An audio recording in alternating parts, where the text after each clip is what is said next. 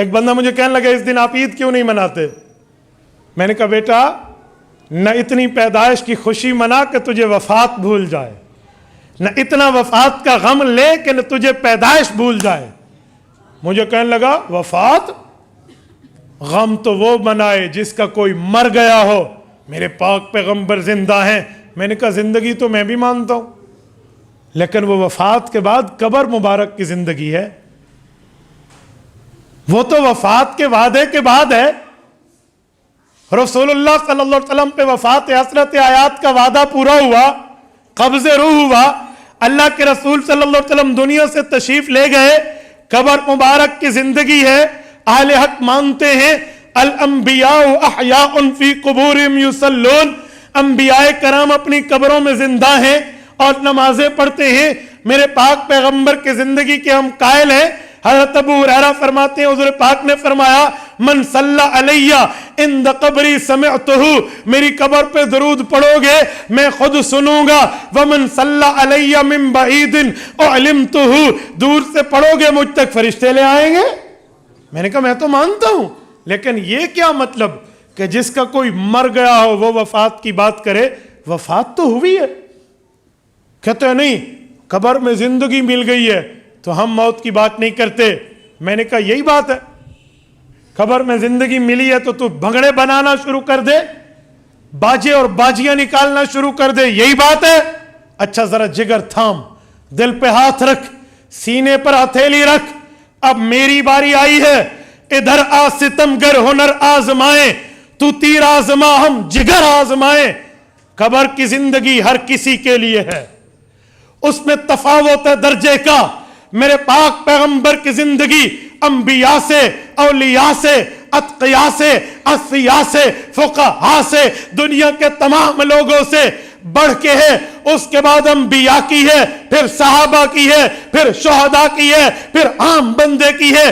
زندگی قبر میں ہر بندے کو ملتی ہے، کسی کو ملتی ہے صرف عام حالات میں گناہ گار ہے، عذاب سہے گا، نیکوکار ہے، راحتیں ملیں گی، وہ شہید ہے، بدن کو مٹی نہیں کھائے گی، وہ صحابی اور نبی ہے، بدن محفوظ ہے، نبی قبر میں نماز پڑھتے ہیں، رتبہ بڑھتا جائے گا، حیات کا درجہ بڑھتا جائے گا، مرتبہ بڑھتا جائے گا، زندگی کے درجات بڑھتے جائیں گے۔ لیکن زندہ تو ہر بندہ ہے، اس نے قبر میں سوالوں کے جواب دینے ہیں۔ فرشتوں نے پوچھنا ہے من ربک، اس نے کہنا ہے ربی اللہ۔ فرشتوں نے پوچھنا ہے من نبیک، اس نے کہنا ہے نبی محمد صلی اللہ علیہ وسلم۔ فرشتوں نے پوچھنا ہے ما دینک، اس نے کہنا ہے دینی الاسلام۔ اس نے جواب دینے ہیں۔ زندہ تو ہر ہے، اگر تو کہتا ہے قبر میں جا کر پیغمبر زندہ ہے، ہم وفات کے غم کی بات نہیں کرتے، پھر ہمت کر، جرات کر، طاقت دکھا، سکت دکھا، قوت کو ظاہر کر۔ جب تیرے ابو فوت ہو جائیں اور امی کا جنازہ اٹھے، یہ بھی قبر میں سوالات و جوابات کے لیے زندہ ہوں گے۔ تو ڈھول بجانا، زندہ ہوں گے تو باجے بجانا، زندہ ہوں گے تو بھنگڑے ڈالنا، زندہ ہوں گے تو چراغاں کرنا، زندہ ہوں گے تو جھنڈیاں لگانا، کہنا غم تو وہ منائے جس کا کوئی مر گیا ہو، اور قبر میں زندگی مل جاتی ہے۔ کرے گا تو؟ کہتے جی نہیں۔ میں نے کہا کیوں؟ کیا رسول اللہ صلی اللہ علیہ وسلم کی وفات حسرت آیات کو تو یوں مٹا دے گا؟ عجیب بات ہے۔ اللہ کے رسول صلی اللہ علیہ وسلم کی وفات کا صدمہ جب صحابہ پہ آیا تھا، خدا کی قسم ایک صحابی ہل لگا رہے تھے، ہل چلا رہے تھے اپنی کھیت میں، کسی نے بتایا آج اللہ کے پیغمبر دنیا سے رخصت ہو گئے۔ اس نے ہاتھ آسمان کی طرف اٹھائے، کہا اللہ تیری آنکھیں، مجھے جو تو نے مجھے آنکھیں دی ہے یہ بہت بڑی نعمت ہے، میں ناشکری نہیں کرتا، دست بستہ عرض کرتا ہوں اللہ مدینہ جاتا تھا، ان آنکھوں سے سرور دو عالم کی زیارت کر کے، شربت دیدار پی کے اپنی آنکھوں کو زیارت نبوی کا سرما لگاتا تھا۔ اب حضور نہیں رہے، اللہ میری آنکھیں اٹھا لے، کہاں جاؤ گے؟ رسول اقدس صلی اللہ علیہ وسلم کا دراز گوشت تھا جس پہ حضور سواری فرماتے تھے، یعفور اس کا نام ہے، یہ ایک حیوان ہے، اس پر اللہ کے رسول سواری فرماتے۔ جب وفات ہوئی اللہ کے رسول کی، اس نے جان دے دیے کنویں میں گر کے۔ یار بات کرتے ہو، حضرت سیدنا عثمان غنی رضی اللہ تعالیٰ عنہ گزرے، حضرت عمر گزرے، حضرت عثمان بیٹھے تھے، انہوں نے سلام کیا۔ حضرت عثمان غنی کو وفات کے غم میں مشغول ہونے پر پتہ نہ چلا۔ حضرت ابوبکر صدیق کو کچھ دنوں بعد حضرت عمر نے شکایت لگائی، میں نے سلام کیا، مجھے عثمان نے سلام کا جواب نہیں دیا، وجہ کیا ہے؟ مجھے جواب نہیں ملا۔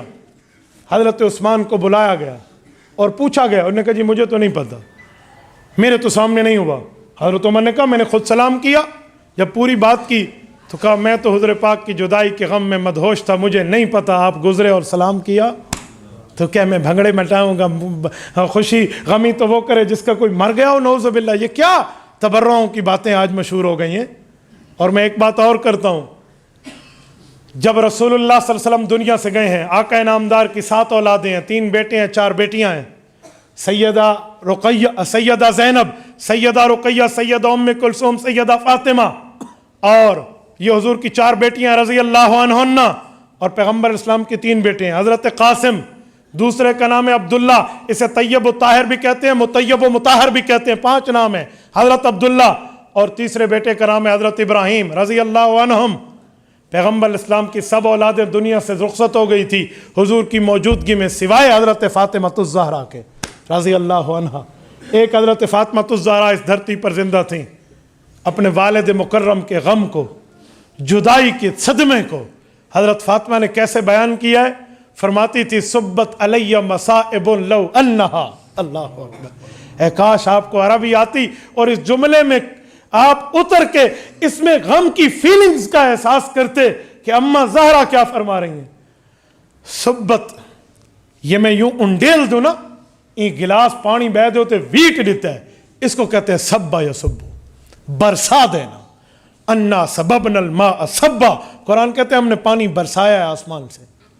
صبت علی مصائب لو انہا، اماں فرماتی ہیں، اماں فاطمہ رضی اللہ عنہا، میرے والد مکرم کی جدائی نے میرے اوپر غموں کو بہا دیا، یوں برسا دیا۔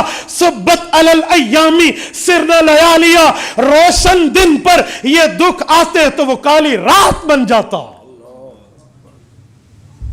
روشن دن پر یہ دکھ آتے وہ کالی رات میں بدل جاتا، سرنا لیالیا۔ اور اسی مہینے میں وفات رسول اللہ کی، اور میں خوشی خوشی کی بات کر کے وفات کو ہٹا دوں۔ تبارك الذي نزل الفرقان على عبده ليكون للعالمين نذيرا